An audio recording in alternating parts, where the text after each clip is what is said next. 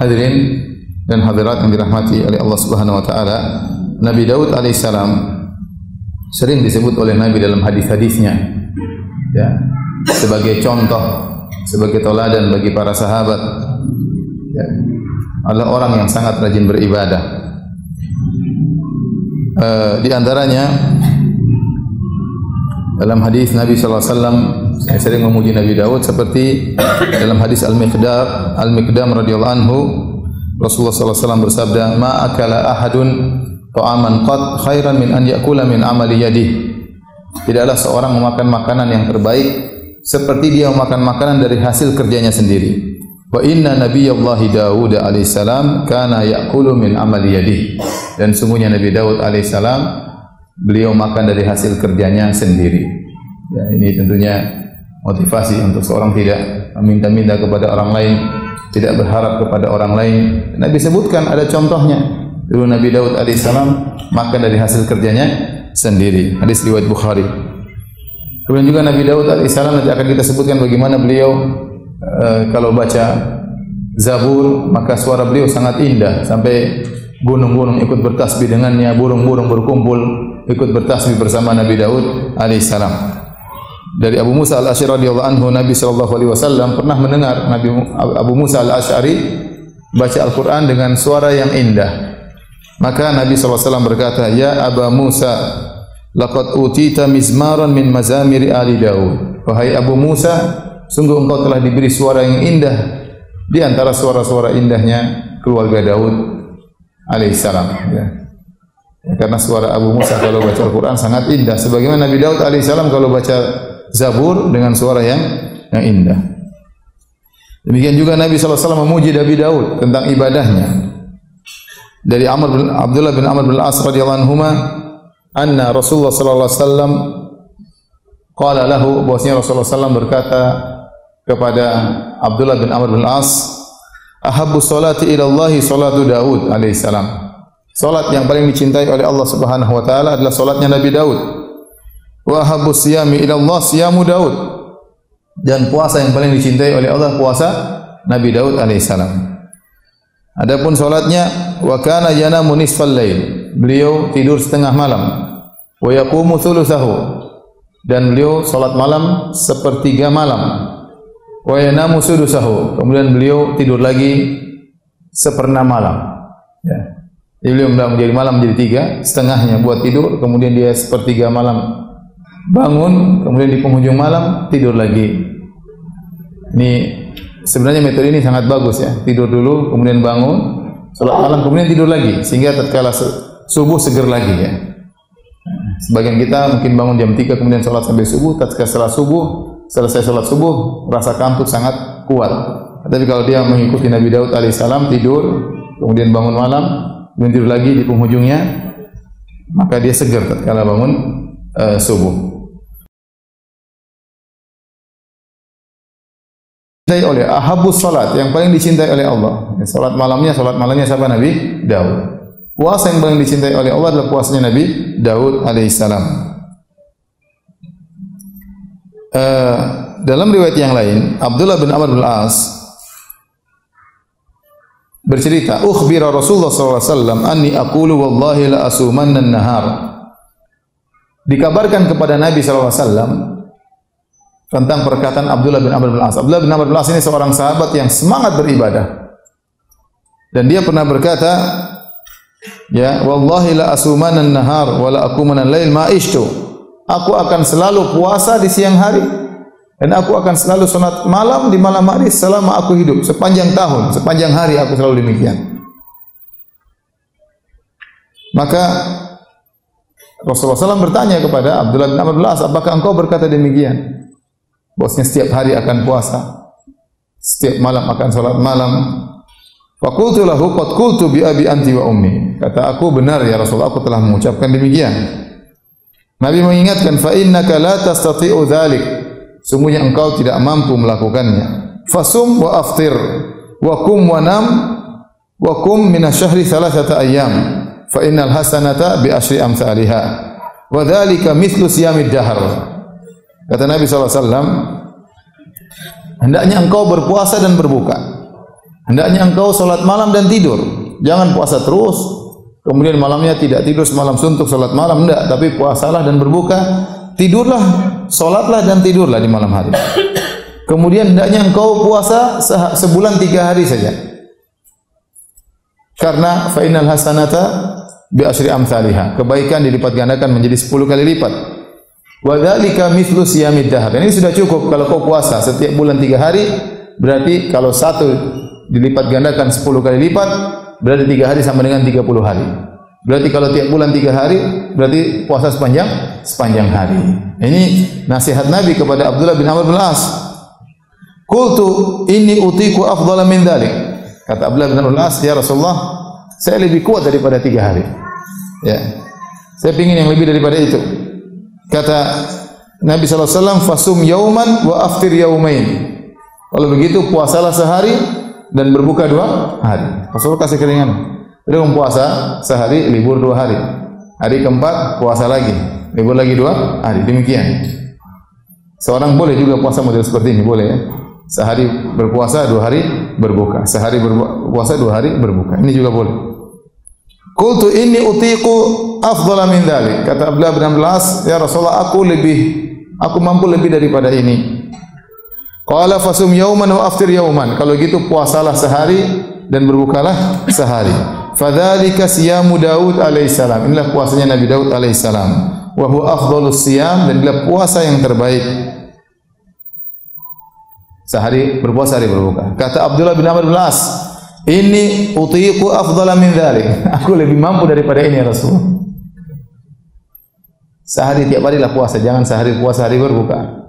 Kata Nabi SAW, la afdhala min dzalik. Tidak ada yang lebih afdal daripada ini. Jadi puasa yang terbaik adalah puasanya Nabi Daud. Ahabus siyam ila Allah siyamu Daud.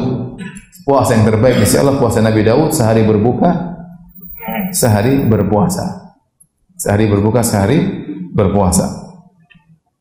Jadi ini hadis-hadis menjelaskan bagaimana Nabi SAW memuji Nabi Daud alaihissalam, ya, dari sisi baca Qur'annya, dari sisi salat malamnya, dari sisi puasanya, dari sisi kerjaannya. Jadi Nabi banyak memuji Nabi Daud alaihissalam. Nah, bagaimanakah kisah Nabi Daud alaihissalam? Hadirin dan hadirat yang dirahmati Allah Subhanahu wa taala, kisah Nabi Daud alaihissalam kita buka di awal dari surat Al-Baqarah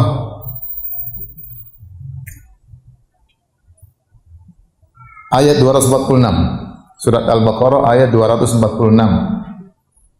Allah bercerita tentang awal munculnya, dikenalnya Nabi Daud alaihissalam. Saya bacakan firman Allah Subhanahu wa taala. Alam tara ilal mala'i min bani Israil min ba'di Musa.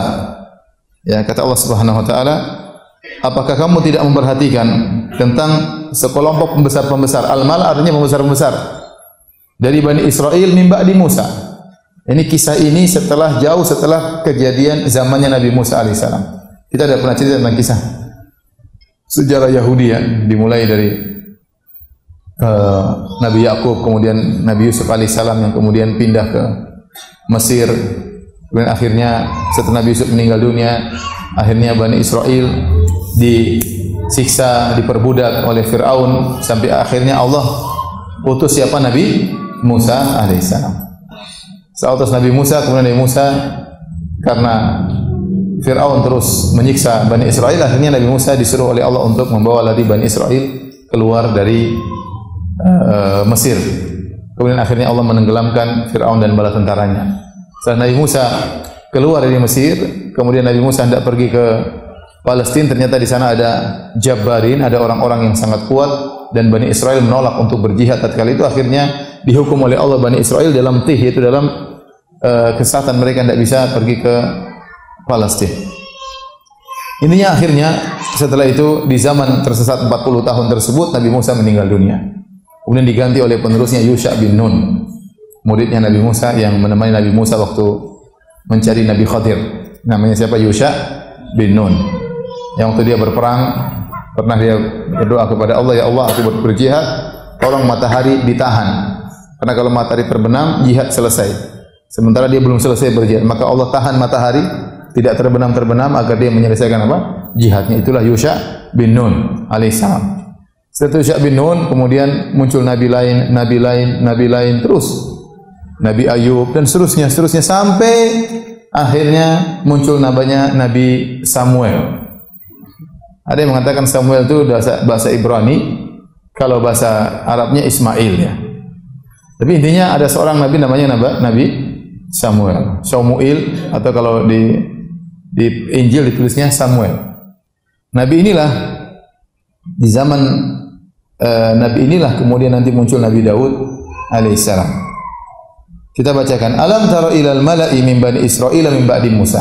Tidakkah engkau perhatikan tentang kisah pembesar-pembesar Bani Israel di satu zaman jauh setelah zaman Nabi Musa alaihissalam. Idh qalu li nabiyyin lahum ib'ats lana malikan nuqatil fi sabilillah. Tatkala mereka berkata kepada nabi mereka yaitu Samuel, ya, utuskanlah bagi kami seorang raja yang kami akan berjihad dengan raja tersebut di jalan Allah Subhanahu wa taala. Ini di zaman mereka tertindas, di zaman mereka terusir dari negeri mereka, dari Palestina. Kemudian anak-anak mereka ditawan sehingga mereka dalam kondisi susah, ya. Maka mereka minta agar diutus seorang raja yang mereka hendak berjihad melawan musuh-musuh mereka dengan bersama raja tersebut. Mereka minta kepada nabi mereka. Maka nabi tersebut berkata, "Qala hal asaitum in kutiba alaikumul qitalu alla tuqatilu?" Kata sang nabi, jangan-jangan nanti kalau diwajibkan jihad kepada kalian tidak berjihad. Kata mereka, qalu wa ma lana alla nuqatila fi sabilillah wa qad ukhrijna min diyarina wa abnaina. Kenapa kami tidak berjihad wahai Nabi? Kami pasti berjihad, ya. Kenapa kami tidak berjihad wong kita sudah terusir dari negeri kita? Anak-anak kita ditawan, ukhrijna min diyarina wa abnaina. Kami terpisahkan dari negeri kami, terpisahkan dari anak-anak kami yang ditawan oleh mereka. Kami akan berjihad. Kenapa tidak berjihad? Kata Allah, "Falamma kutiba alaihimul qitalu tawallaw illa qalilan minhum." Tatkala kemudian Allah wajibkan jihad bagi mereka, ternyata mereka berpaling, hanya sedikit yang mau berjihad. Tadinya kita ngapain pasti berjihad. Itu Bani Israel seperti itu, ya. Sudah berjanji mau berjihad, ternyata tatkala diwajibkan jihad, terjadi apa yang dikhawatirkan oleh Nabi mereka. Ternyata mereka banyak berpaling, cuma sedikit yang mau berjihad. Wallahu alimun bizzalimin, dan Allah lebih tahu tentang orang-orang yang zalim. Itu mereka-mereka yang tadinya berjanji mau berperang, begitu diwajibkan berperang ternyata mereka mundur. Oleh karenanya kata para ulama tatkala mengambil faedah dari ayat ini, seorang jangan bersandar kepada kemampuannya. Di antara doa Nabi sallallahu alaihi wasallam, wala takilna ila nafsi tarfata ain. Ya Allah, janganlah kau serahkan diriku kepada diriku sendiri meskipun hanya sekejap mata. Kita harus serahkan urusan kita kepada Allah Subhanahu wa taala. Seorang jangan pede terhadap dirinya, tapi dia pede pada dirinya jika dia sudah bersandar kepada Allah, baru dia boleh pede. Kalau dia langsung pede kepada dirinya, pede kepada kemampuannya, lupa bahwa ini semua dari Allah Subhanahu wa taala, maka tidak diperbolehkan. Itu bertentangan dengan Islam. Islam mengajarkan wala takilni ila nafsi tarfata ain. Ya Allah, jangan kau biarkan diriku diserahkan pada diriku sekejap mata pun jangan. Jadi seorang jangan pede karena dirinya, jangan. Tapi dia boleh pede karena dari Allah Subhanahu wa taala. Allah sudah beri saya kemampuan. Allah itu dia boleh seperti itu. Dia bertawakal kepada Allah, baru dia boleh pede. Adapun dia langsung pede pada kemampuannya, maka tidak boleh. Inilah mereka, karena mereka langsung mengatakan, kenapa kami tidak berperang? Kami sudah terusir dari negeri kami, anak-anak kami ditawan, kami masih berperang. Mereka lupa bahwasanya segala kemampuan dari siapa? Dari Allah Subhanahu wa taala. Akhirnya begitu diwajibkan perang, hanya sedikit yang berani maju. Dan akhirnya Allah sebutkan Nabi tersebut akhirnya berdoa kepada Allah, dan Allah utus seorang raja untuk bersama mereka berperang. Kata Allah Subhanahu wa taala, wa qala lahum nabiyyuhum innallaha qad ba'atha lakum taluta malika. Maka nabi mereka berkata kepada mereka, pembesar-besar Bani Israel, sungguhnya Allah telah mengutus kepada kalian Talut sebagai raja. Talut ini orang miskin. Jadi dahulu di zaman Bani Israel, kata para ahli tafsir, yang keturunan Nabi biasanya dari sibt ini, dari suku ini. Bani Israel kan ada 12 suku. Bani Israel 12 suku. 12 suku itu kembali kepada Yusuf dan saudara-saudaranya alaihissalam. Adanya suku Yusuf, ada suku Benyamin, ada suku Yahuda, ada 12 suku. Intinya golongan nabi berasal dari satu suku, golongan raja dari satu suku. Sementara Talut ini bukan dari keturunan nabi, bukan dari keturunan golongan apa? Raja. Dan dia seorang yang miskin. Qalu, waktu nabi mereka bilang Allah utus Talut jadi raja, mereka protes. Ini Bani Israel kurang ajar ya. Jadi sudah minta sama nabi, ya nabi kirimkan kami raja, minta sama Allah. Nabi sudah minta sama Allah kirim raja, mereka enggak setuju dengan pilihan Allah. Bayangkan. Kurang ajar ya. Qalu anna yakunu lahul mulku alaina. Kok bisa dia yang jadi raja? Menguasai kami, memerintah kami. Wa nahnu ahaqqu bil mulki minhu. Kami ini keturunan raja-raja. Dia bukan dari keturunan raja-raja. Kami yang lebih utama untuk menjadi raja daripada dia. Bayangkan protes terhadap pilihan Allah Subhanahu wa taala. Memang orang Yahudi itu brengsek dari dulu ya. Sekarang lebih parah. Intinya nabinya diprotes. Kemudian mereka berdalil untuk membantah Allah. Jadi kan Allah pilih ini rajanya. Mereka bantah Allah, bahkan mereka pakai dalil. Kata mereka, kami yang lebih utama, walam yu'ta sa'atam minal mal. Dan dia tidak punya harta. Dia tidak diberi kelapangan harta. Bagaimana mau jadi raja? Raja itu harus kaya, keturunan raja, keturunan bangsawan. Ini orang miskin, enggak punya harta. Mungkin pekerja di pasar kok tiba-tiba jadi raja. Tapi Allah yang pilih. Apa kata Nabi tersebut menjelaskan yang disebut oleh para ahli tafsir? Nabi Samuel alaihissalam dia berkata, Innallaha astafahu alaikum wahai Bani Israel. Allah sudah pilih bagi kalian. Allah sudah pilihkan. Mau diapain lagi? Innallaha astafahu alaikum. Allah sudah pilihkan dia menjadi raja bagi kalian.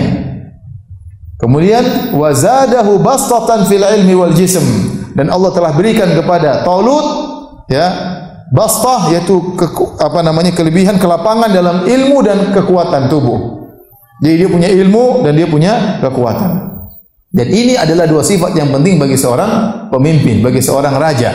Berilmu dan kuat, terutama zaman dahulu. Dalam peperangan, dalam jihad yang dibutuhkan bukan uang yang banyak, bukan keturunan bangsawan, bukan darah biru ya. Tetapi yang diperlukan terutama di zaman tersebut adalah tubuh yang kuat dan otak yang cerdas, ilmu yang luas. Maka mereka lupa. Maka Nabi Samuel menjelaskan kepada mereka, Talut pantas jadi raja.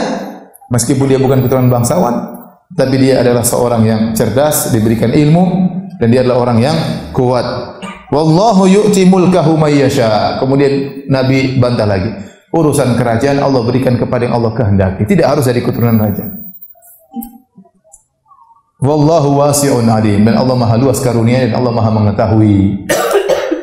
Jadi saya baca ini ya heran aja, orang Bani Israel sudah dipilihkan oleh Tuhan ya, masih enggak setuju dengan pilihan apa?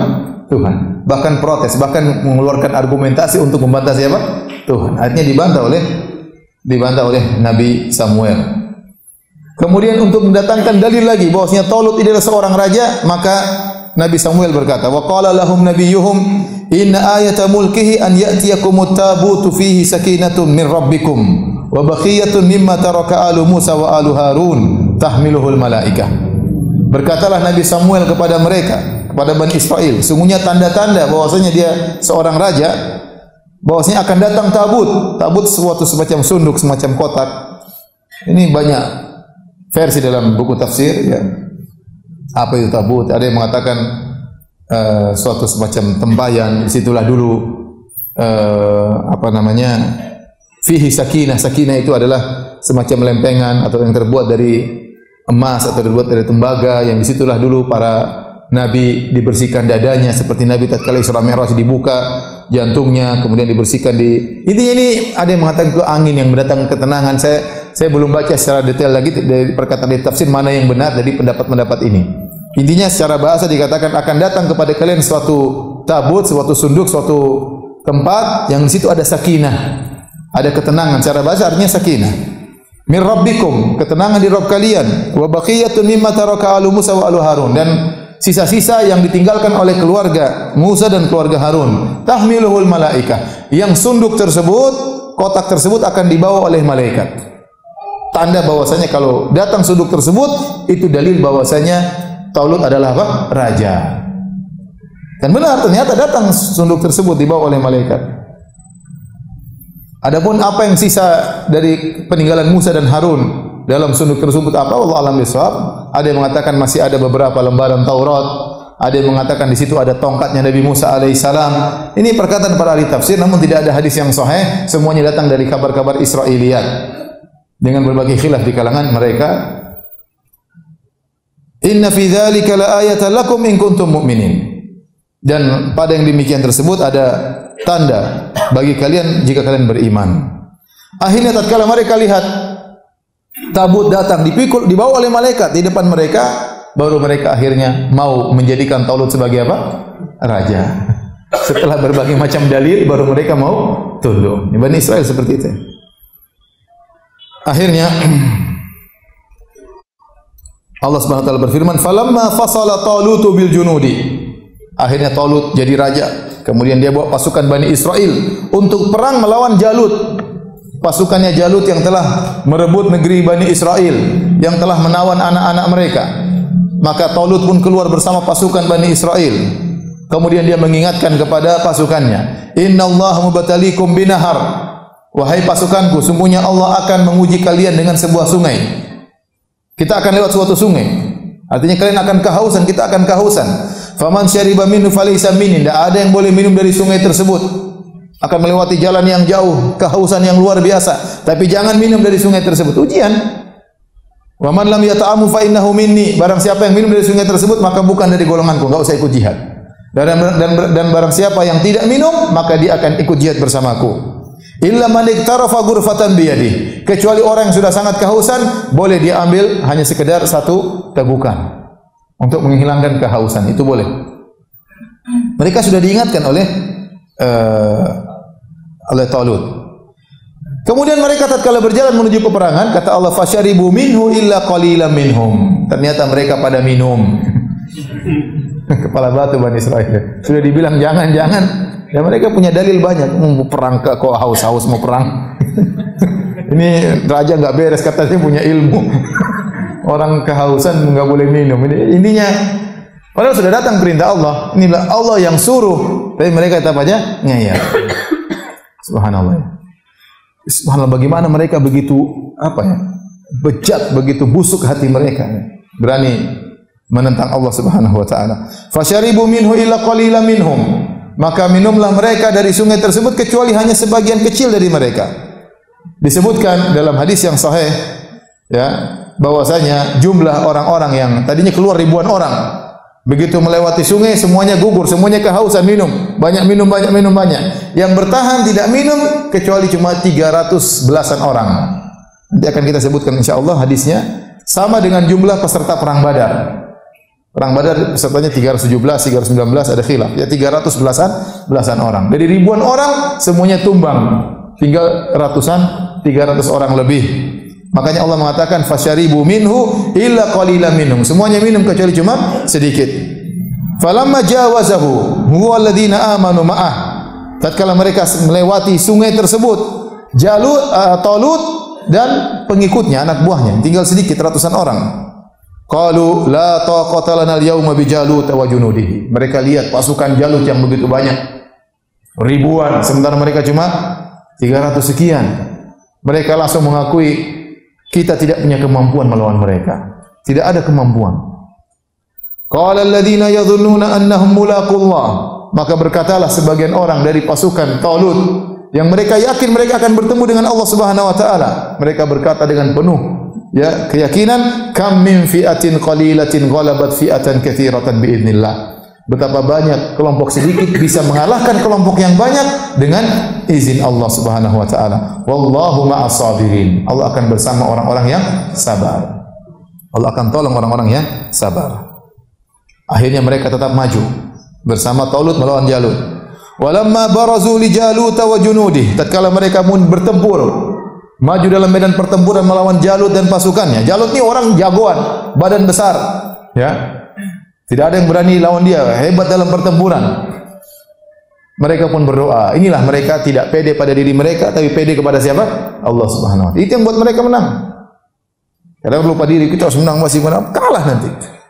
Ya, makanya Allah sebutkan dalam surat At-Taubah tatkala dalam peristiwa perang Hunain, kata Allah, Laqad nasarakumullahu fi mawatin katsiratin wa yawma Hunainin id a'jabatkum kasratukum falam tughni ankum syai'a wa dhaqat 'alaikumul ardu bima rahubat tsumma wallaitum mudbirin. Kata Allah, sungguh Allah telah menolong kalian dalam banyak peperangan. Allah menangkan kalian. Wa yauma Hunain, tatkala perang Hunain kalian ujub dengan jumlah kalian. Para sahabat itu jumlahnya sekitar 12.000 orang. Sehingga ada seorang yang nyeletuk berkata, la nuglaba an qillatinil yaum. Kita tidak akan kalah hari ini karena kita jumlahnya banyak. Waktu mendengar perkataan tersebut, syaqqa dzalika 'ala nabi. Nabi SAW merasa berat mendengar perkataan tersebut. Berarti mereka pede pada kemampuan mereka, bukan menyerahkan kepada Allah Subhanahu wa taala. Dan mereka kalah. Kata Allah, "Tsumma wallaitum mudbirin." Kemudian kalian mundur lari. Nah, para pasukan Talut tatkala tahu bahwasanya musuh mereka banyak, mereka serahkan kepada Allah. Kata mereka, kam min fi'atin qalilatin ghalabat fi'atan katsiratan biidznillah. Betapa banyak jumlah sedikit mengalahkan jumlah yang banyak dengan izin siapa?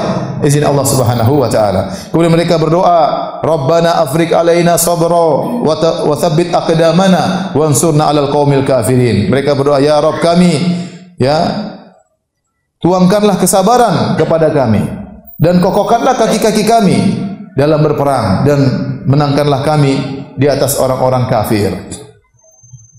Fahazamuhum biiznillah. Akhirnya mereka menang melawan pasukan Jalut. Kok bisa menang? Ada Daud di situ. Di antara 300 sekian orang tersebut ada seorang pemuda namanya siapa? Daud. Daud alaihissalam. Dialah yang berhasil membunuh Jalut. Macam-macam versi dalam buku tafsir bagaimana dia membunuh Jalut. Intinya waktu Jalut berkata, wahai Bani Israel, siapa hal min mubaris, siapa yang mau lawan saya? Gak ada yang berani keluar lawan Jalut. Badan besar. Gak ada yang berani keluar. Akhirnya yang keluar Daud. Saya lawan kamu. Kata dia, ente kecil, kenting lain. Enggak, saya mau lawan kamu. Ayo, ada yang lawan, enggak lawan. Daud yang maju. Tidak disebutkan dalam hadis yang sahih bagaimana proses Daud membunuh Jalut. Ya.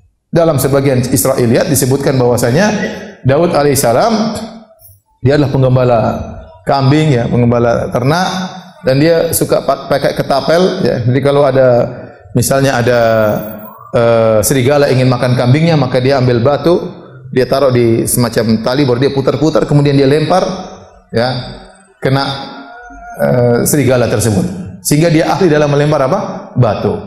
Ada yang mengatakan waktu dia melawan Jalut, maka tidak langsung kontak langsung, tetapi dia ambil batu 5 kalau tidak salah, dia ambil baru dia putar-putar.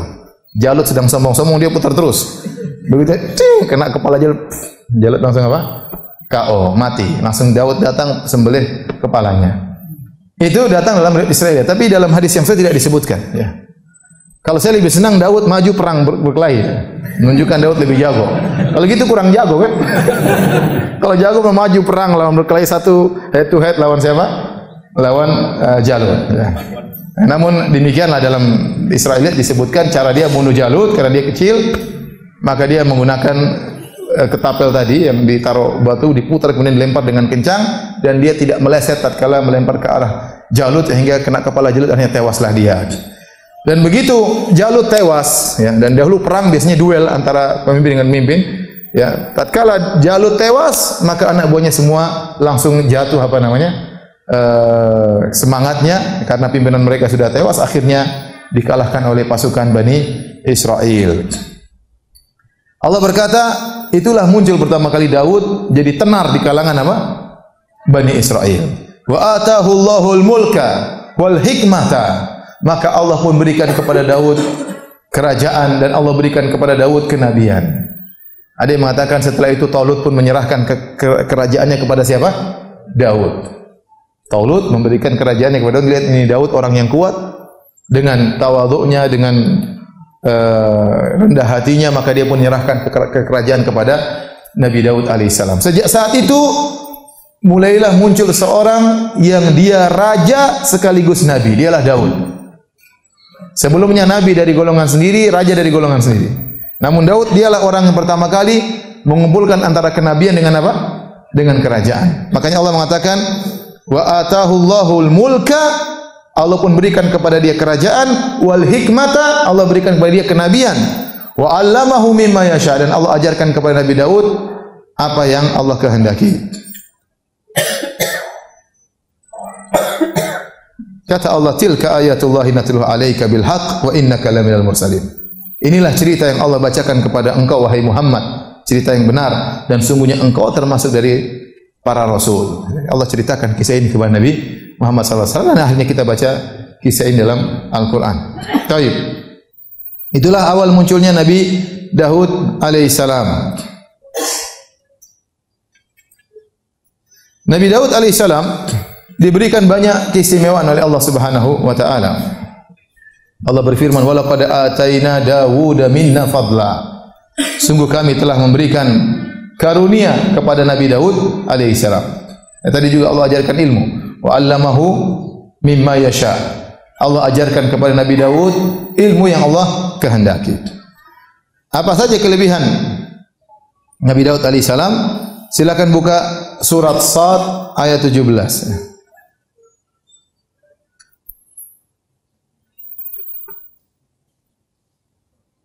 Surat Sad, surat 38.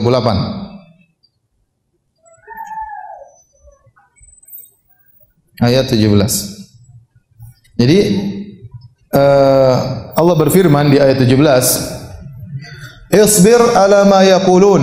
Wahai Muhammad, sabarlah engkau atas apa yang mereka ucapkan. Itu atas ejekan-ejekan kaum Quraisy, atas hinaan-hinaan kaum Quraisy, atas gangguan-gangguan orang Quraisy. Nabi SAW diganggu secara fisik dan juga diganggu secara mental. Gangguannya secara mental diantaranya dihina, dikatakan pendusta, dikatakan dukun, dikatakan orang gila, dikatakan penyihir, dikatakan tersihir, dikatakan orang yang keluar dari adat tradisi nenek moyangnya dan banyak tuduhan-tuduhan kepada Nabi SAW. Dan Nabi SAW sedih tatkala dituduh dengan tuduhan yang tidak tersebut. Manusiawi. Orang yang mulia seperti Nabi SAW, orang yang jujur yang tadinya semua orang mengakui amanahnya Nabi, mengakui kejujuran Nabi SAW, sekarang berbalik dituduh sebagai orang yang tidak amanah, pendusta. Ini menjadikan Nabi bersedih. Ya. Makanya dalam ayat yang lain kata Allah, "Wa laqad na'lamu annaka yadhiqu sadruka bima yaqulun." Sungguh kami tahu bahwasanya perkataan mereka membuat dadamu sempit wahai Rasulullah SAW. Ya, fasabbih bihamdi rabbika wa kum minas sajidin. Jalan keluarnya tatkala kau menghadapi gangguan-gangguan seperti itu, banyaklah bertasbih dan banyaklah sujud kata Allah Subhanahu wa taala. Jadi kalau orang dikata-katain, dituduh yang tidak-tidak, kalau dia tidak bisa membela dirinya, tidak ada jalan kecuali berdoa kepada Allah, kecuali mendekatkan diri kepada Allah, menyibukkan diri untuk salat, maka itu akan menenangkan hatinya. Maka Allah Subhanahu wa taala waktu menyuruh Nabi Muhammad SAW untuk bersabar, Allah ingatkan kepada Nabi SAW tentang kisah Nabi Daud yang rajin beribadah. Makanya Allah berfirman, "Isbir ala ma yaqulun." Sabarlah wahai Muhammad atas apa yang mereka ucapkan. "Wadhkur abdana." Dan ingatlah hamba kami Daud, "Zal aidi." Nabi Daud yang memiliki kekuatan. Al-aid artinya kekuatan.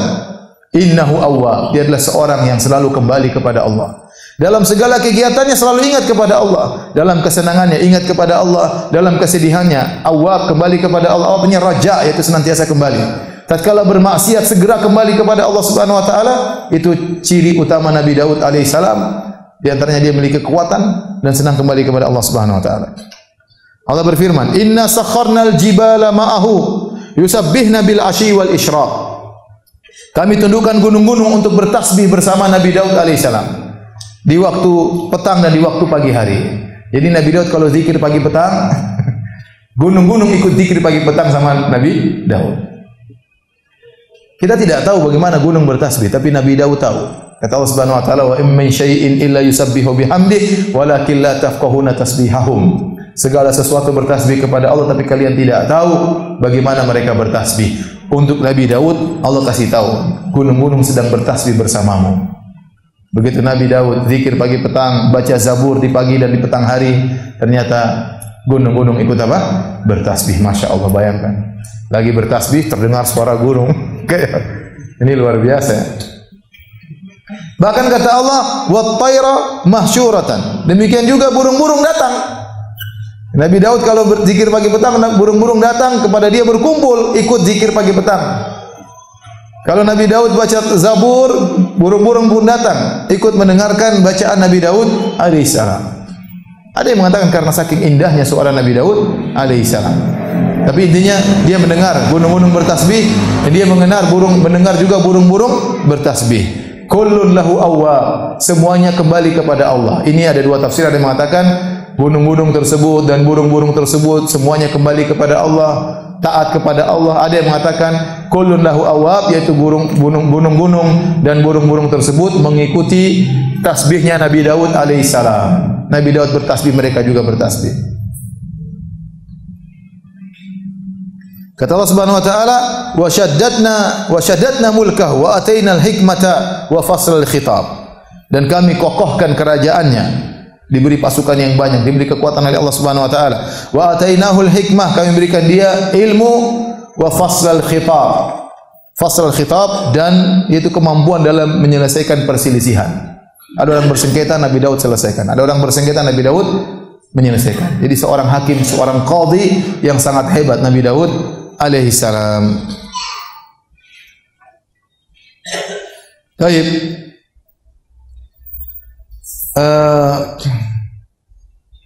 Di antara keistimewaan Nabi Daud alaihi salam, Allah Subhanahu wa taala berfirman, "Wa laqad ataina Dawuda minna fadla." Sungguh kami telah berikan karunia kepada Nabi Daud. Ya jibalu awwi bima'ahu wat-tayr. Wahai gunung-gunung, kata Allah, wahai burung-burung, bertasbihlah bersama Nabi Daud. Wa alanna lahul hadid, dan kami jadikan besi itu menjadi lunak bagi Nabi Daud alaihissalam. Sebagian ahli tafsir mengatakan Nabi Daud di antara mukjizat yang dia miliki, dia kalau pegang besi jadi lembek, tidak perlu dibakar, tidak perlu dipanaskan. Dia pegang jadi seperti pegang kertas, seperti pegang kain. Ya, pegang besi, langsung besi tersebut tunduk kepada dia sehingga dia mudah membentuk macam-macam yang dia kehendaki. Itulah di antara keistimewaan Nabi Daud. Maka Allah mengatakan wa alanna lahul hadid, kami jadikan besi itu lunak bagi Nabi Daud alaihissalam. Ani'mal sabighatin wa qaddir fis sardi wa amalu salihah inni bima ta'maluna basir. Buatlah baju besi yang besar dan ukurlah anyamannya. Dia buat sangat gampang. Besi seakan-akan anyaman, bikin tikar seperti mudah. Kenapa? Karena besi semua jadi lembut kalau sudah dipegang oleh Nabi Daud alaihissalam. Ini pendapat yang mengatakan tidak, maksudnya Nabi Daud diberi ilmu oleh Allah bagaimana mengolah besi dengan dipanaskan sebagaimana wajarnya, ya, dan yang lainnya ilmu yang kemudian diwariskan bagi umat manusia, ya. Ini pendapat, tapi wallahu a'lam bishawab, ya. Banyak para salaf yang menafsirkan bahwasanya besi tersebut menjadi lembut kalau dipegang oleh siapa? Nabi Daud. Ini adalah mukjizat Nabi Daud alaihissalam. Kemudian di antaranya kata Allah Subhanahu wa taala, wa 'allamnahu san'ata labusin lakum lituhsinakum min ba'sikum fa hal antum syakirun. Dan ini kami ajarkan kepada Nabi Daud cara membuat baju perang. Cara buat baju perang. Sebelumnya mereka berperang dahulu. Sebelumnya orang-orang sudah membuat baju perang, tapi mereka buat baju perang dengan lempengan yang datar. Mereka buat baju perang. Namun rawan lempengan tersebut, ya, mudah ditembus oleh pedang. Maka Nabi Daud alaihissalam dia yang pertama kali membuat baju perang dengan berupa lingkaran-lingkaran besi, sehingga kalau ada pedang kena lingkaran tersebut seperti mata kena mata, sehingga pedang bisa tumpul, bisa patah. Yang buat pertama kali Nabi Daud alaihissalam. Ya, kata Allah Subhanahu wa taala, wa 'allamnahu san'ata labusin lakum. Kami ajarkan kepada Nabi Daud bagaimana cara membuat baju perang. Lituhsinakum min ba'sikum, agar menjaga kalian dalam peperangan kalian. Fahal antum syakirun. Ya, maka hendaknya kamu bersyukur kepada Allah Subhanahu wa taala.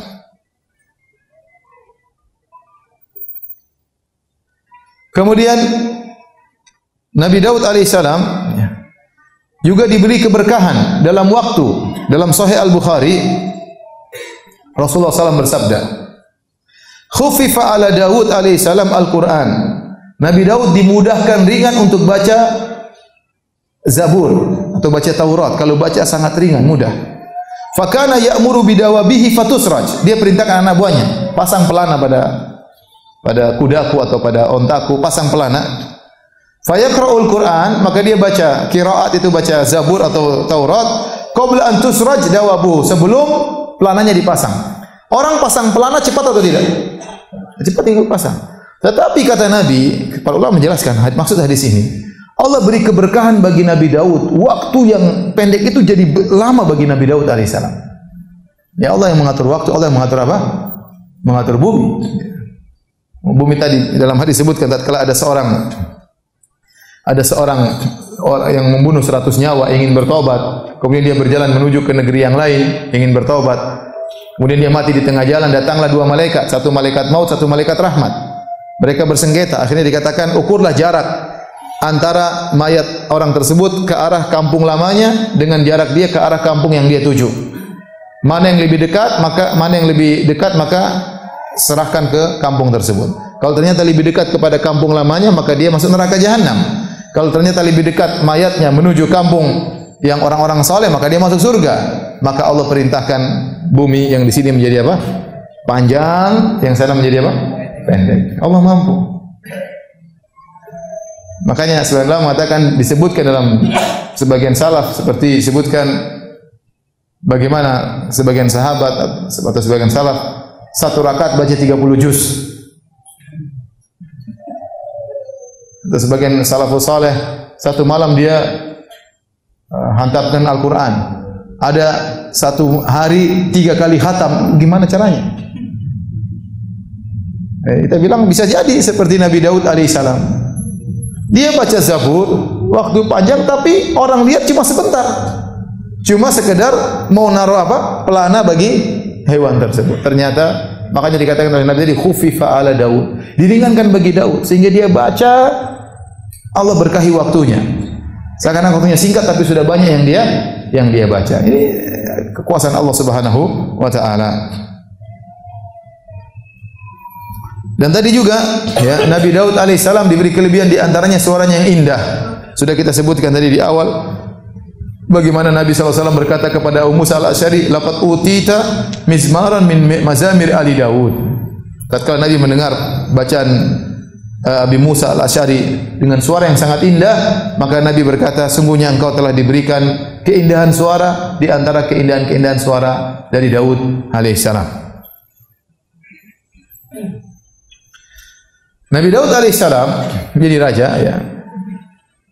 Kemudian di antara kelebihannya tadi disebutkan wa fasl khitab, dia diberikan kelebihan untuk mengatasi berbagai macam permasalahan persengketaan.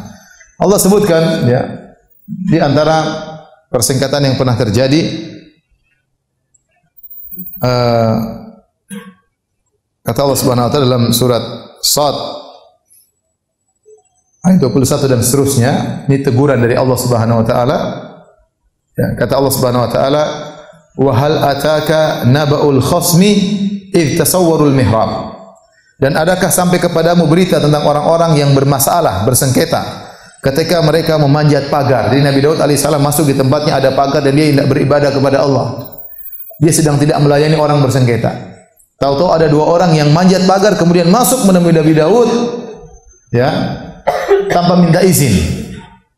Ada yang mengatakan dua orang ini adalah jelmaan malaikat. Wallahu a'lam bishawab. Ini semua Israiliyat. Tidak dijelaskan. Tapi dia loncat dari pagar kemudian ketemu Nabi Daud. Kata Allah, "Idz dakhalu ala Daud." Tatkala mereka bertemu dengan Nabi Daud, fa fazi'a minhum, maka Nabi Daud pun kaget, takut dengan mereka. Nabi Daud bukan dia orang jago, kuat, tapi ada orang bisa menembus kerajaannya kemudian sampai loncat pagarnya masuk ke, dia kaget, ini siapa ini? Kok bisa? Mungkin penjaga-penjaganya semua apa? Lewat.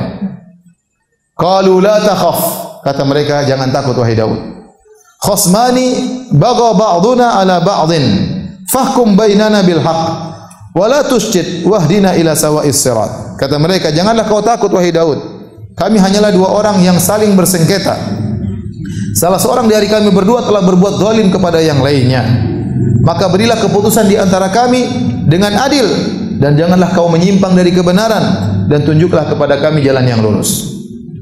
Ternyata mereka tahu Nabi Daud adalah seorang qadhi, seorang hakim yang selalu menyelesaikan permasalahan. Mereka punya masalah ingin mengadu kepada Nabi Daud alaihissalam. Maka satu cerita, "Inna hadza akhi lahu tis'un wa tis'una na'jatan wa liya na'jatun wahidatun faqala akfilniha wa azzani fil khitab. Yang satu berkata, "Ya Daud, saudaraku ini dia punya 99 ekor betina, kambing betina, dan aku punya 1 ekor saja." Maka dia berkata, "Serahkanlah kambingmu kepadaku." Akhirnya dia mengalahkan aku dalam perdebatan. Kambingku diambil oleh dia. Biar saya ngurus kambing. Nabi Daud alaihissalam langsung memberi keputusan. Setelah mendengar satu orang ini mengeluh bercerita, kata Nabi Daud, "Qala laqad zalamaka bi su'ali na'jatika ila ni'aji. Wa inna katsiran minal khulata la yabghi ba'dhum 'ala ba'dhin illa alladhina amanu wa 'amilus shalihat wa qalilum ma hum." Maka Nabi Daud berkata, sungguhnya orang ini telah berbuat zalim kepadamu tatkala dia meminta kambingmu untuk ditambahkan kepada kambing-kambingnya. Secara zahir ini orang tamak. Sudah punya kambing 99, ente punya kambing cuma apa? 1 dimintain lagi. Apa enggak cukup 99? Nabi Daud langsung beri keputusan. Wa dhanna Daud, ternyata Nabi Daud salah memberi keputusan. Kata Allah, wa dhanna Daud annama fatannah fastaghfara rabbahu wa kharra raqi'an wa anam. Maka Nabi Daud pun tahu bahwasanya kami sedang mengujinya. Ini yang menguatkan ini ujian dari Allah. Bahwasanya 2 orang tersebut adalah apa? Malaikat. Ya. Maka Nabi Daud pun beristighfar kepada Rabb-Nya, kemudian dia sujud dan bertobat kepada Allah. Ini di antara sifat Nabi Daud, awwab, begitu tahu salah langsung bertobat kepada Allah Subhanahu wa taala. Apa kesalahan Nabi Daud dalam kisah ini? Tidak ada hadis yang sahih menjelaskannya. Apa kesalahannya? Zahirnya keputusan Nabi Daud sudah benar. Ini 99 sudah punya kambing, kenapa minta lagi apa? 1. Ya kita enggak tahu apa kesalahannya, tapi sebagian ulama mengatakan, sebagian tafsir mengatakan, kesalahan Nabi Daud cuma 1 aja. Dia segera memberi keputusan sebelum mendengar pihak yang kedua berbicara. Paham? Ini kan 2 orang, satu punya kambing 99, satu punya kambing apa? 1. Yang mengeluh yang punya kambing 1, seakan-akan dia terzalimi. Dia mengatakan, "Ya Daud, ini saudara saya punya kambing 99. Saya punya cuma 1." Kemudian dia minta lagi kambingku. Nabi Daud langsung berpendapat, berarti yang punya 99 kambing yang salah. Harusnya dia diam dulu, mendengar dulu dari kambing yang punya kambing 99, biarkan dia sampaikan hujahnya. Ini, namun saya katakan ini cuma pendapat tentang menjelaskan kesalahan Nabi Daud alaihissalam, tapi tidak ada dalil yang tegas yang sahih tentang masalah ini. Namun inilah yang kira-kira agak mendekat kepada kebenaran ya. Nabi Daud hanya lupa untuk mendengar dari pihak yang kedua. Dia hanya mendengar dari pihak yang satu, mengambil zahir perkataan orang yang punya kambing 1 tadi sehingga dia membela orang yang punya kambing 1 tadi. Ternyata dia salah dalam memutuskan hukum, maka dia pun sujud tersungkur di hadapan Allah, meminta ampun kepada Allah Subhanahu wa taala dan segera kembali kepada Allah. Kata para ulama, Daud alaihissalam berdosa. Kemudian dia kembali kepada Allah, dan setelah dia berdosa, dia bertobat. Setelah dia bertobat, dia lebih baik daripada sebelumnya. Oleh karena khilaf di kalangan para ulama. Apakah orang yang tidak pernah dosa selalu berbuat soleh, berbuat amal soleh, dengan orang yang pernah berdosa kemudian bertobat, mana yang lebih afdal di sisi Allah Subhanahu wa taala? Ini khilaf di kalangan para ulama. Contoh si A dan si B. Si A selalu soleh baik. Si B ini dia baik, tiba-tiba tengah jalan dia maksiat. Kemudian dia maksiat, dia membangkang, kemudian dia tobat kepada Allah Subhanahu wa taala. Setelah dia kembali soleh lagi. Nah, setelah dia bertobat dari dosanya, mana lebih afdal, si A atau si B? Hah? Si A atau si B? Si C bukan? Ada khilaf, ada yang mengatakan si A yang lebih afdal. Kenapa? Waktu si A dan si B berjalan, ibarat sedang berjalan menuju surga. Si A berjalan, si B ternyata tersendat. Sedang maksiat sebulan 2 bulan maksiat, si A masih jalan terus. Waktu dia tobat sudah ketinggalan jauh, ya tidak? Benar atau tidak? Benar. Sebenarnya mengatakan tidak, yang lebih afdal si B. Kenapa? Waktu dia si A berjalan terus menuju surga, si B berjalan kemudian tersendat di tengah jalan, dia bermaksiat, kemudian dia kembali kepada Allah dan dia beribadah dengan ibadah yang tidak pernah dirasakan oleh si A. Itu benar-benar merendah di hadapan Allah, menangis, sujud kepada Allah Subhanahu wa taala, merasa hina, takut luar biasa, yang semua ibadah hati tersebut membuat dia langsung loncat ke depan. Paham? Bukan berarti antum maksiat-maksiat saja, enggak ya? Jangan salah paham ya. Ini kita bicara tentang orang yang sesekali maksiat, seperti para anbiya, sesekali maksiat, orang-orang soleh sesekali maksiat. Allah takdirkan mereka bermaksiat agar mereka punya ibadah tersendiri yang luar biasa. Syekhul Islam Ibnu Taimiyah rahimahullah taala memperinci. Ini dinukil oleh Ibnu Qayyim dalam kitabnya Madarijus Salikin. Ibnu Taimiyah rahimahullah berkata, kalau orang yang tadinya berdosa kemudian dia bertobat, dilihat apakah setelah dia bertobat lebih baik daripada sebelum dia berdosa? Ataukah sama saja atau kurang kualitas imannya? Ada orang yang setelah bermaksiat kualitas imannya kurang. Dia tadinya semangat beribadah terus dia bermaksiat. Dia bertobat tapi kualitasnya sudah apa? Kurang. Karena sudah terkontaminasi hatinya dengan berbagai macam kemaksiatan. Sudah dia tinggalkan, tapi bekas-bekas masih ada, masih dia renungkan kemaksiatan tersebut, kualitas imannya berkurang. Berarti ini setelah dia bertobat tetap turun kualitasnya. Tapi ada orang setelah dia bertobat, maka imannya semakin tinggi, semakin takut kepada Allah, semakin takwa, semakin banyak berdoa, maka dia naik. Orang seperti itu berarti kata Ibnu Taimiyah rahimahullah taala, setelah dia berdosa dia malah semakin apa? Tinggi derajatnya. Dan contoh yang paling utama dalam hal ini adalah Nabi Daud alaihissalam. Nabi Daud alaihissalam, dia bersalah dan dia bertobat kembali kepada Allah lebih afdal daripada sebelum dia berdosa. Paham? Kata Allah, "Faghfarna lahu dzalik." Kami pun ampuni dia. Kesalahan cuma salah dalam berhukum. Kemudian kata Allah, kami pun ampuni dia. Wa inna lahu indana la zulfa wa husna ma'ab. Dan sungguhnya dia mempunyai kedudukan dekat pada sisi kami, zulfa, kedekatan kepada Allah, dan dia memiliki tempat kembali yang baik. Kata Allah, ya Daud, inna ja'alna khalifatan fil ard. Wahai Daud, kami jadikan engkau pemimpin di atas muka bumi. Fahkum bainan nas bil haq. Maka berhukumlah dengan kebenaran di antara manusia.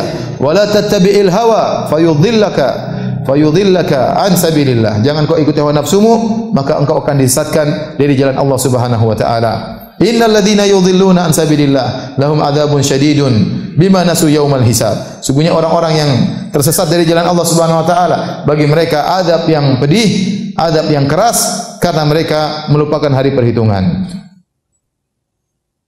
Baik, ini di antara bagaimana bukti bahwasanya Nabi Daud adalah awwab, begitu bersalah langsung bertobat kepada Allah Subhanahu wa taala. Allah sebutkan juga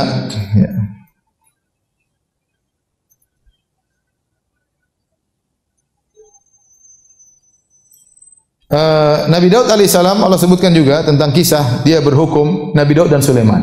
Nabi Daud punya anak namanya siapa? Sulaiman. Dua-duanya orang-orang yang berilmu. Ya.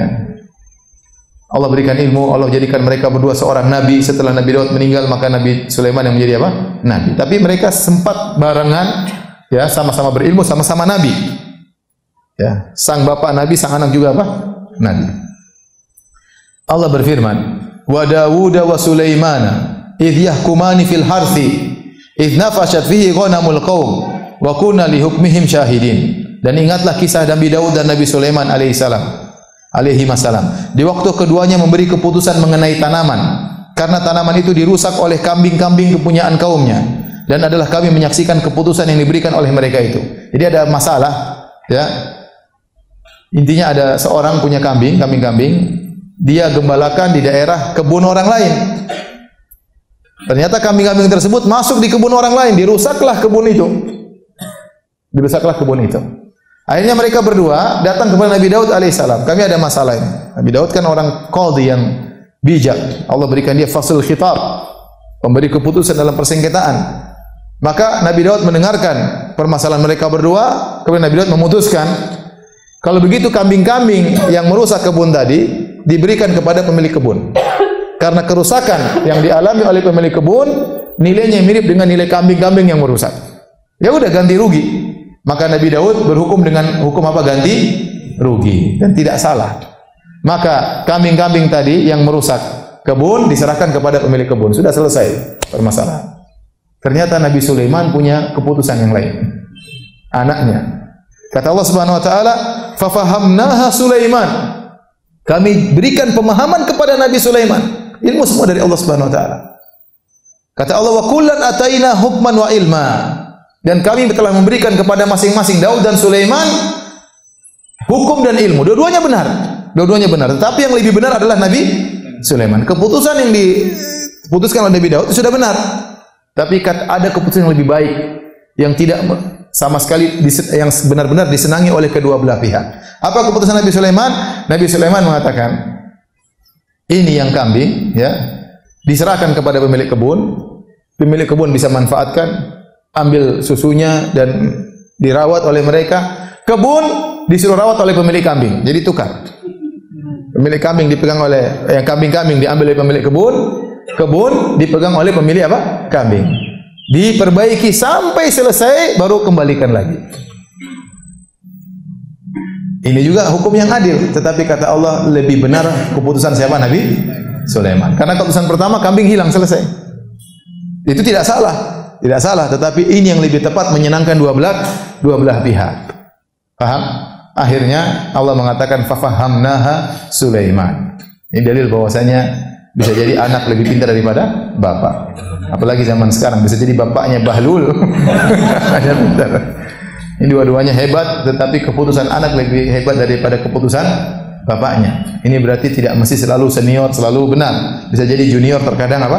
Benar, ya. Seperti dikatakan memang laut lebih hebat daripada sungai, tetapi ada perkara yang di sungai yang tidak ada di laut. Paham? Secara umum laut lebih hebat daripada apa? Sungai, tetapi ada perkara-perkara di sungai yang tidak dimiliki oleh apa? Laut. Di antaranya udang sungai. Lebih enak daripada udang laut. Baik. Di antara juga pernah terjadi permasalahan ini disebutkan dalam Sahih Al-Bukhari. Sama Daud, Nabi Sulaiman sama-sama menyelesaikan satu permasalahan dan Nabi Sulaiman lebih benar. Saya bacakan hadisnya. Kata Abu Hurairah radhiyallahu anhu, anna Rasulullah sallallahu alaihi wasallam bersabda, "Kanat imra'atani ma'ahuma ibnahuma, ja'a dhi'bu fa dhahaba bi ibni ihdahuma, fa qalat li sahibatiha inna ma dhahaba bi ibnik, wa qalat al-ukhra inna ma dhahaba bi ibnik, fatahakamata ila Daud alaihi salam, fa qada bihi lil kubra." Jadi ada dua orang wanita, ya, yang satu muda, yang satu lebih tua, dua-duanya bawa anak. Dua-dua bawa anak. Kemudian entah apa yang terjadi, mungkin mereka letakkan anaknya, mungkin bekerja, tiba-tiba ada serigala makan salah satu anak dari dua anak tersebut. Akhirnya anak yang masih hidup diambil oleh yang lebih tua. Si yang muda merebut, itu anak saya. Kata yang tua, anakmu yang dimakan sama serigala. Yang muda mengatakan, anakmu yang dimakan oleh serigala. Mereka akhirnya mengadu kepada Nabi Daud alaihissalam. Nabi Daud tidak tahu ilmu gaib kalau tidak dikasih oleh Allah. Kalau tahu Nabi Daud, oh ente salah yang makan. Nabi Daud tidak tahu ilmu apa?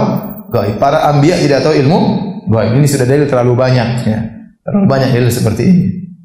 Contohnya Nabi Sulaiman yang pasukannya jin-jin saja tidak tahu ilmu gaib. Ternyata ada kerajaan Ratu Balqis, dia tidak tahu. Yang kasih tahu siapa? Burung hudhud. Intinya, maka akhirnya mereka mengadu kepada Nabi Daud. Nabi Daud berhukum dengan zahir, dia tidak tahu perkara gaib. Dia melihat yang perempuan lebih tua sedang gendong sang anak, yang muda menuntut, itu anak saya. Dan berdasarkan kaidah, asalnya anak berada di pegangan apa? Ibunya. Asalnya demikian. Maka akhirnya Nabi Daud berhukum bahwasanya itu anak milik apa? Ibu yang tua tadi, yang memegang anaknya. Kemudian fa kharaja ta'ala Sulaiman. Akhirnya mereka berdua melapor kepada Nabi Sulaiman alaihissalam. Sulaiman bin Daud, luar biasa, ya. Bapaknya soleh, anaknya juga apa? Soleh, luar biasa. Fa akhbaratah, kemudian keduanya pun mengabarkan kejadiannya. Sama-sama nuntut, itu anak saya, itu anak saya. Anak yang dimakan oleh serigala, anak yang dimakan oleh serigala. Ribut, tua dan muda. Maka Nabi Sulaiman berkata, "Ituni bisikin, tolong ambilkan pisau. Asyukkahu bainahuma, saya akan belah anak ini menjadi dua, setengah buat kamu, setengah buat kamu." Akhirnya yang muda mengatakan, "La taf'al, yarhamukallah. Huwa ibnuha." Kata yang muda, "Jangan Sulaiman, itu anaknya, sudah ambil aja." Yang besar diam aja. Maka Nabi Sulaiman tahu ini anak milik apa? Yang muda. Kata yang kasihan sama anak itu siapa? Pasti ibunya. Ya. Akhirnya Nabi Sulaiman dengan firasatnya kemudian menghukum bahwa ini anak bukan milik yang tua, tapi milik yang muda. Sulaiman benar, Nabi Daud apa? Salah. Nabi Daud salah kali ini. Salah. Tapi sebenarnya hukum yang dibuat Nabi Daud berdasarkan dalil kuat. Karena hukum asal, kalau orang datang rebut-rebutan sama ente enggak punya dalil lain. Ini barang saya ini, tapi yang pegang antum. Ini mobil saya. Itu mobil saya diambil. Mana? Enggak ada bukti. Mana bukti dia mencuri? Enggak ada. Enggak ada bukti lain, maka hukum asalnya pemilik yang memegang barang itu miliknya, itu hukum asalnya. Ya. Karena tidak ada korina, tidak ada indikasi yang lain, maka Nabi Daud berhukum bahwasanya anak itu milik perempuan yang besar. Tapi Nabi Sulaiman dengan kecerdasannya, Allah berikan kepemahaman, maka dia menggunakan trik yang lain. Akhirnya ketahuan bahwasanya itu adalah milik yang muda. Ya. Sebutkan ada seorang lelaki, kisah zaman kaum muslimin, ada seorang lelaki menitipkan barang kepada temannya. Kemudian akhirnya setelah itu dia minta barang titipan tersebut kepada temannya. Temannya bilang, kau tidak titip barang sama saya. Waduh, repot. Akhirnya dia pun mengadu kepada seorang ulama namanya Iyas bin Muawiyah. Nah, boleh ini fulan saya titip barang sama dia, dia sekarang mengingkari. Ya. Kata yang penuntut, ya, ini dafa'atul mal ilaih. Saya tadi kasih harta sama dia, titip sama dia. Kemudian Iyas bin Muawiyah berkata, siapa saksimu? Kata mereka, kata dia, aku meletakkan, menyimpankan uang kepada orang ini, tipu uang sama orang ini di tempat ini dan ini, namun tidak ada orang lain, cuma kita berdua aja, nggak ada saksi, repot kan? Dan kalau tidak ada saksi berarti tidak boleh dia ngambil uang tersebut. Hukum asal uang yang berada pada seorang berarti milik orang tersebut. Sekarang uang ini berada pada temannya, saya cuma ngaku-ngaku aja, itu uang milik saya titip, mana buktinya? Nggak ada, ya repot. Kalau semua penuntut dibenarkan, saya bisa, oh itu rumah saya. Mana buktinya? Itu rumah saya pokoknya. Ya udah ambil, enggak bisa. Harus ada buktinya. Mana bukti itu rumahmu? Mana buktinya kau titip uang sama dia? Enggak ada. Ada saksi yang lain? Enggak ada. Saya sendirian. Akhirnya kata Iyas bin Muawiyah bertanya, "Fa ayu syai'in kana fi dzalikal mawdi'?" Ada benda apa di sekitar tempat tersebut? Kata yang menuntut, ada sebuah pohon. Akhirnya kata sang hakim Iyas bin Muawiyah, "Fantaliq ila dzalikal mawdi', unzur ila syajara, fala Allah ta'ala yuwaddih laka hunaka ma yubayyin laka haqqak, la'allaka dafanta malaka inda syajarah wa nasita fatadhakkar idza ra'aita syajarah." Kata Iyas bin Muawiyah, pergi aja, kau pergi ke tempat tersebut. Itu pohon, coba kau gali di bawahnya. Mungkin ada barangmu di situ. Mungkin kau lupa, kau pernah taruh situ, kau tidak titip sama dia. Kau taruh di bawah situ terus kau lupa. Mungkin kalau kau lihat pohon nanti kau baru ingat. Ini ya dia jelas ingat bahwasanya barang dia ingat sama laki-laki tersebut. Namun ini keputusan hakim, maka akhirnya dia jalankan. Dia pergi menuju ke pohon tersebut dan dia tahu tidak akan ada barang di bawah pohon tersebut. Namun apa lagi? Maka dia berjalan menuju pohon tersebut. Kemudian orang yang dititip mau pergi. Kata Iyas, ente duduk. Tunggu sampai dia kembali. Tunggu sampai dia apa? Kembali. Jadi orang ini mengatakan, saya tidak pernah bertemu dengan orang ini. Kami tidak pernah bertemu tempat tertentu. Pokoknya saya tidak pernah dititipin barang sama dia. Ya. Dia mengaku tidak pernah bertemu dengan orang ini, nitip barang di mana, tempat mana dia nggak tahu.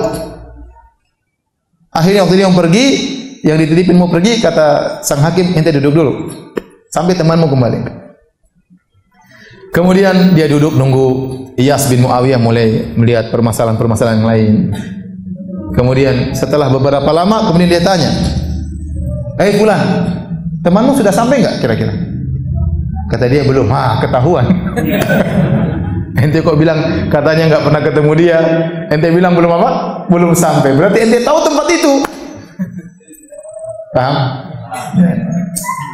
Jadi hakim jangan bahlul-bahlul ya.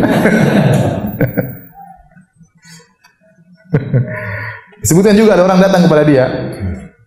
Ada orang dia pergi ke Iyas bin Muawiyah, kemudian dia ingin mengembalikan budak wanita yang sudah dia beli. Kemudian yang penjual tidak mau terima.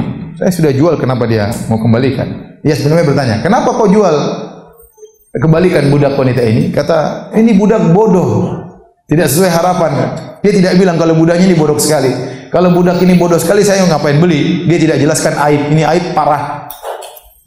Akhirnya budak Iyas bin Muawiyah bertanya kepada sang budak wanita. dua kakimu mana yang lebih panjang? Kata dia, yang ini lebih panjang. Berarti bodoh betul. Kemudian tanya lagi, kau ingat waktu kau dilahirkan? Ya, saya ingat waktu saya dilahirkan. Kembalikan. Ini budak bahlul. Tapi hadirin hadirat yang Allah Subhanahu wa taala, intinya Nabi Daud alaihissalam, ya, demikian cerita yang sampai kepada kita. Akhirnya beliau meninggal, ya, pada waktu umurnya 100 tahun. Bagaimana kisahnya? Diriwayatkan oleh Tirmidzi dengan sanad yang hasan, dihasankan oleh Syekh Al-Albani rahimahullah. Imam Tirmidzi berkata hadis hasanun sahih. Jadi kata Nabi sallallahu alaihi wasallam dari hadis Abu Hurairah, "Lamma khalaqallahu Adam masala dhahri fasaqata min dhahri kullu nasamatin huwa khaliquha min dzurriyyati ila yaumil qiyamah." Tatkala Allah menciptakan Nabi Adam, Allah pun mengusap pundak Nabi Adam alaihissalam. Maka keluarlah seluruh nyawa-nyawa yang akan Allah ciptakan. Allah nampakkan nyawa-nyawa tersebut yang akan Allah ciptakan dari seluruh keturunan Nabi Adam alaihissalam. Maka nyawa-nyawa tersebut diperlihatkan seluruhnya di hadapan Nabi Adam alaihissalam. Dan di antara keturunan Nabi Adam alaihissalam tersebut ada seorang laki yang wajahnya bercahaya. Kemudian Nabi Adam waktu melihat keturunannya, Nabi Adam bertanya, "Ya Rabbi, man haula? Siapa mereka ini semua?" Kata Allah, "Haula'i dzurriyyatuk." Ini seluruhnya keturunanmu. Kemudian di antaranya ada seorang lelaki yang menyenangkan Nabi Adam kagum melihat keturunannya di antara cucu-cucunya. Itu seorang ada kelihatan putih cahaya di antara kedua matanya. Nabi Adam bertanya, "Ya Rabbku, ini siapa?" Kata Allah Subhanahu wa taala, "Hadza rajulun min akhiril umam min dzurriyyatika yuqallahu Daud." Ini adalah salah seorang keturunanmu dari umat-umat di penghujung, namanya Daud. Namanya Daud. Nabi Adam sayang sama cucunya tersebut. Kata Nabi Adam, "Kam ja'alta umrahu?" Ya Allah, berapa umur yang kau kasih sama si Daud? Kata Allah, 60 tahun. Kata Nabi Adam, "Ya Allah, zidhu min umri arba'ina sana." Ambil dari umurku, kasihkan sama dia 40 tahun. Bonus. Jadi Nabi Adam umurnya 1000. Diambil 40 buat siapa? Nabi Daud, karena dia sayang sama Nabi Daud. Falamma qudiya umru Adam ja'ahu malakul maut. Tatkala waktunya Nabi Adam dicabut nyawanya oleh Allah Subhanahu wa taala, datang malaikat maut. Kemudian Nabi Adam bertanya, "Wahai malaikat maut, bukankah masih 40 tahun lagi baru saya meninggal?" Dia lupa kalau pernah menghadiahkan umurnya kepada Nabi Daud.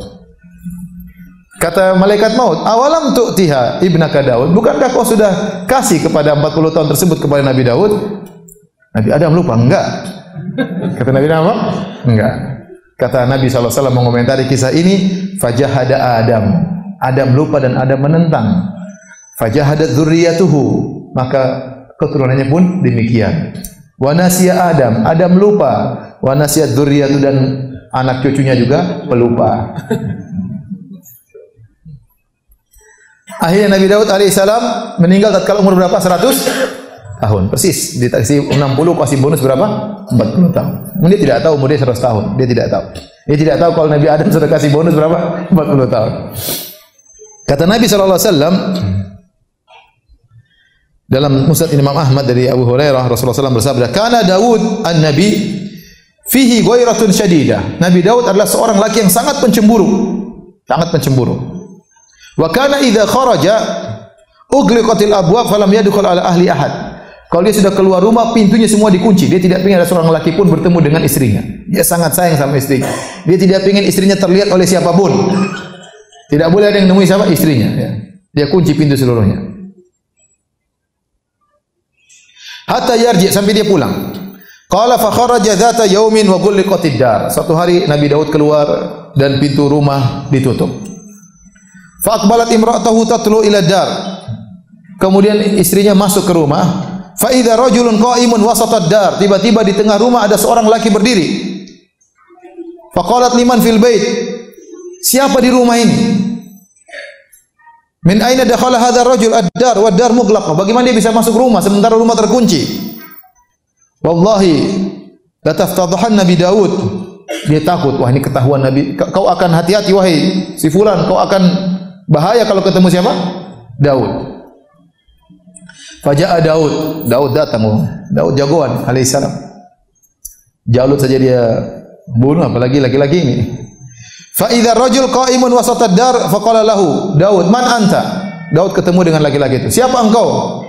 Qala ana alladhi la ahabul muluk wa la yamtani'u minni syai'. Aku adalah yang tidak pernah takut dengan para raja dan tidak seorang pun bisa terhindar dariku. Faqala Daud, "Anta wallahi malakul maut." Berarti engkau adalah malaikat maut. Famarhaban bi amrillah. Selamat datang dengan perintah Allah Subhanahu wa taala. Faqubidat ruhuhu. Maka Nabi Daud pun dicabut ruhnya fi makanahi, di rumahnya tersebut. Maka meninggallah Nabi Daud alaihissalam. Ini dalil bahwasanya seorang lelaki yang baik adalah lelaki yang cemburu, jangan sampai istrinya ya jadi tontonan para lelaki yang lain. Taib, inilah kisah Nabi Daud alaihissalam. Kita akan sekarang sampaikan tentang kisah Nabi Daud menurut versi apa? Injil. Perjanjian Lama. Antum sabar ya. Silakan buka kitab Samuel, surat Samuel ya. Samuel 2 dengan judul Daud dan Batsheba. Daud dan Batsheba. Batsheba ini wanita yang dalam kisah ini disebutkan adalah ibunya Nabi Sulaiman. Tapi apa asal muasal Batsheba ini?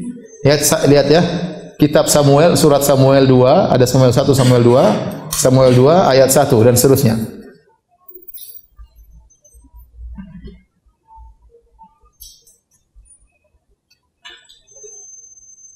Saya bacakan. Sekali peristiwa pada ayat 2, sekali peristiwa pada waktu petang, di waktu petang hari, ketika Daud bangun dari tempat pembaringannya. Daud baru bangun tidur. Lalu berjalan-jalan di atas sotoh istana, jalan-jalan di atas pelataran di istana, di bagian atas istana. Tampak kepadanya dari atas sotoh itu seorang perempuan sedang mandi. Ada perempuan sedang mandi. Nabi Daud lihat perempuan sedang apa? Mandi. Perempuan itu sangat elok rupanya. Rupanya Nabi Daud melotot. Astagfirullah. Ini kayak jomblo zaman now aja. Ini dalam kitab suci mereka. Lalu Daud menyuruh orang bertanya tentang perempuan itu. Harusnya kan kalau astagfirullah tutup nih. Ini malah melotot, cantik ternyata. Lalu Daud menyuruh orang bertanya tentang perempuan itu dan orang berkata itu adalah Batsheba binti Eliam, istrinya Uria orang Het itu. Jadi dia punya anak buah namanya Uria dari suku Het. Dia punya istri namanya Batsheba yang cantik tadi. Sesudah itu Daud menyuruh orang mengambil dia. Disuruh panggil itu perempuan menuju Daud. Perempuan itu datang kepadanya. Lalu Daud tidur dengan dia. Subhanallah. Zina. Nabi zina. Perempuan itu baru selesai membersihkan diri dari kenajisannya. Dia baru saja bersih dari haid. Digauli oleh siapa? Daud. Kemudian pulanglah perempuan itu ke rumahnya. Bayangkan. Kayak begini Nabi Daud di sisi mereka. Maka pulanglah perempuan itu ke rumahnya. Lalu mengandunglah perempuan itu. Hamil gara-gara Daud. Dan disuruhnya orang memberitahukannya kepada Daud demikian. Aku mengandung. Lapor kepada Daud, saya mengandung. Lalu Daud menyuruh orang kepada Yoab mengatakan, suruh Uria orang Het itu datang kepadaku. Maka Yoab menyuruh Uria suaminya Batsheba ini untuk ketemu dengan Daud. Ketika Uria masuk menghadap dia, bertanyalah Daud tentang keadaan Yoab dan tentara dan keadaan perang. Intinya singkatnya aja.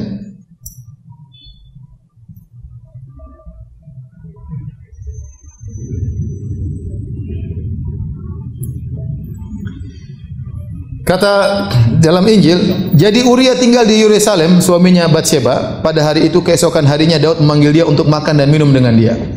Dan Daud membuatnya mabuk. Daud sengaja bikin dia mabuk. Pagi harinya Daud menulis surat kepada Yoab, yaitu mungkin anak panglimanya atau anak buahnya, dan mengirimkannya dengan perantaran Uria. Kata dia, ini Uria kirim surat kepada Yoab, anak buahku. Ditulisnya dalam surat tersebut oleh Daud, tempatkanlah Uria suaminya Batsyeba ini di barisan paling depan supaya cepat mati maksudnya. Supaya istrinya diambil oleh siapa? Daud. Tempatkanlah Uria di barisan depan dalam pertempuran yang paling hebat, kemudian kamu mengundurkan diri daripadanya supaya ia terbunuh mati. Bayangkan. Pada waktu Yoab mengepung kota Raba, ia menyuruh Uria pergi ke tempat yang diketahuinya ada lawan yang gagah perkasa. Suruh lawan musuh yang jagoan. Kamu lawan sana tuh. Biar cepat apa? Cepat mati. Ketika orang kota itu keluar menyerang dan berperang melawan Yoab, maka gugurlah beberapa orang dari tentara dari anak buah Daud, juga Uria orang Het itu pun mati. Akhirnya suami Batsyeba pun tewas.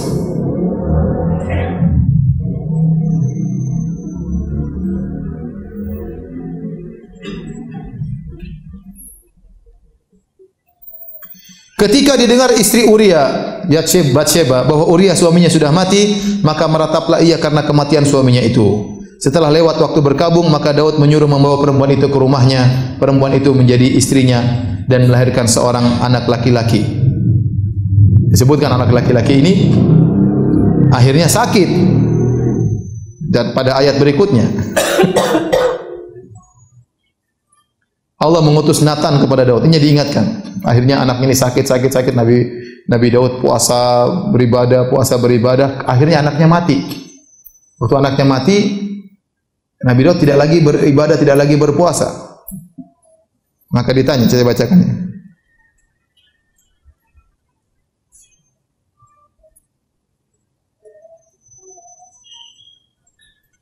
Ia berpuasa dan tekun, ya. Pada hari yang ketujuh matilah anak itu. Anak tadi hasil zina. Ya kan? Hasil zina. Dan pegawai-pegawai Daud takut memberitahukan kepadanya bahwa anak itu sudah mati, sebab mereka berkata ketika anak itu masih hidup kita telah berbicara kepadanya, tapi ia tidak menghiraukan perkataan kita. Bagaimana kita dapat mengatakan kepadanya anak itu sudah mati? Jangan-jangan dia mencelakakan diri. Ketika Daud melihat bahwa pegawainya berbisik-bisik, mengertilah ia bahwa anaknya sudah mati. Lalu Daud bertanya kepada pegawai-pegawainya, "Sudah matikah anak itu?" Jawab mereka, "Sudah." Lalu Daud bangun dari lantai, ia mandi dan berurap dan bertukar pakaian, ia masuk dalam rumah Tuhan dan sujud menyembah. Sesudah itu ia pulang ke rumahnya dan atas permintaannya dihidangkan kepadanya roti, lalu ia makan. Berkatalah pegawai-pegawainya, "Apakah artinya hal yang kau perbuat ini?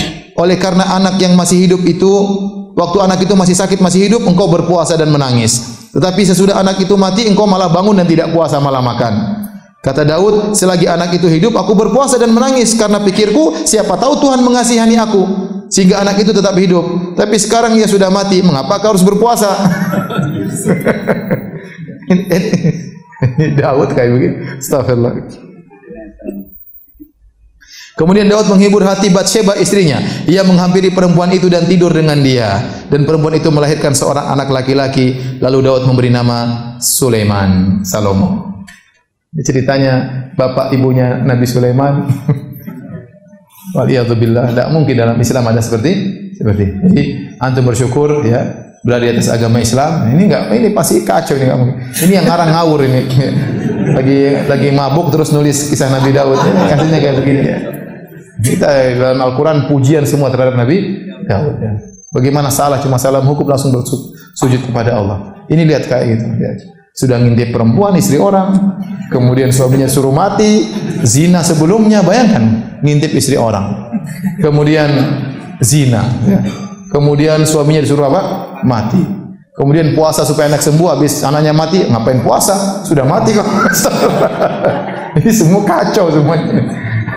Baik, demikian saja kajian kita. Inilah sekilas yang bisa kita sampaikan tentang kisah Nabi Daud alaihissalam, seorang hamba yang sangat saleh, yang syariat dia sampai sekarang masih berlaku tentang salat malam dan tentang apa? Puasa. Nabi Daud alaihissalam bahkan dikatakan salat terbaik dan puasa terbaik. Demikian, subhanakallah bihamdik, asyhadu an la ilaha illa anta, astaghfiruka wa atubu ilaik. Assalamualaikum warahmatullahi wabarakatuh.